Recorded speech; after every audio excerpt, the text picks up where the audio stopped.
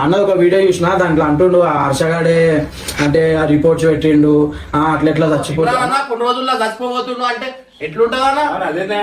Direct చచ్చిపోబోతున్నట్టు video పెట్టి కొన్ని రోజుల్లో చచ్చిపోబోతున్నా అంటే మంచిగా ఉన్నట్టు మనిషిని కూడా చంపేస్తున్నా ఆయన అన్ని అనుకునే వెళ్తాడన్నా. ఏదైతే నేను అన్నా కొన్ని మాటలు అన్న చచ్చిపోతాడు ఎందుకన్నా అన్న అది నీ గురించి అన్న 1.5 year నుంచి అన్న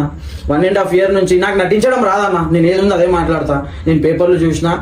మాట్లాడినా అంతే నాకు నటించడం రాదు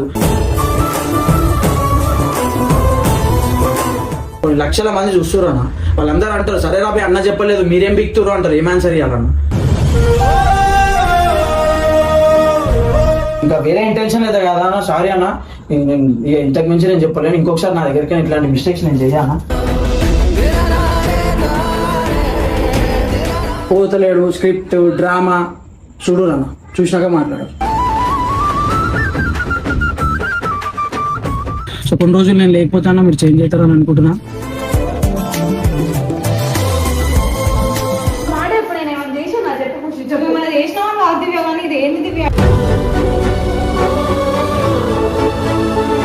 తలకాయ వస్తుంది ఖుషి నాకు బాధ అయితే నాకు బాగా పెయిన్ ఉంది ఓకే ఓకే సరే పెయిన్ దివ్యకే ఉంటది ఖుషికి పెయిన్ కాదు నేను చెప్తున్నా నేను ఆయనకి వద్దు వద్దు వద్దు మళ్ళా నాకు తలకాయ వస్తుంది ఏం చేయాలా అండ్ అన్నా సారీ నేను చెప్పకుండా పోతున్నా కానీ నీకు ఒక ఫోన్ కాల్ దూరంలోనే ఉంటానా ఏమున్నా అని కూడా ఒకసారి నువ్వు కూడా నన్ను తప్పుగా అనుకోకు ఇట్లా వెళ్ళిపోతున్నాను సిచ్యువేషన్ సెట్ చేయడానికే పోతున్నానా కొంచెం పీస్ అవుతుంది నేను ఇంట్లో ఉంటే వీళ్ళు వస్తూనే ఉంటారు ఏదో ఒక రిస్క్ వస్తేనండి నాకు ఈ మంత్ ముందే మంచిగా లేదు